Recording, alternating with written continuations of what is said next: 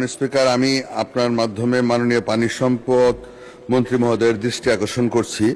আজকের উত্থাপনীয় বিষয় হচ্ছে ঝিনাইগাতী উপজেলার মহারশী নদীর দুই ধারে বাঁধ নির্মাণ প্রসঙ্গে। মাননীয় স্পিকার, মহারশী নদী ঝিনাইগাতীবাসীর দীর্ঘদিনের সমস্যা। যখন ওই বন্যা ও পাহাড়িয়া ঢল আসে তখন এই নদী আগ্রাসী হয়ে ওঠে। নদীর এই দুই পারের ফসলি জমি, ঘরবাড়ি, অফিস আদালত, রাস্তাঘাট, এমনকি ঝিনাইগাতী বাজার পানির নিচে তলিয়ে যায়। সাধারণ মানুষের জীবন জীবিকা দুর্বিষহ হয়ে পড়ে। তাই মাননীয় স্পিকার, আপনার মাধ্যমে মাননীয় মন্ত্রীর দৃষ্টি আকর্ষণ করে বলছি যে এই নদীর দুই ধারের বাঁধ নির্মাণ করা খুবই প্রয়োজন।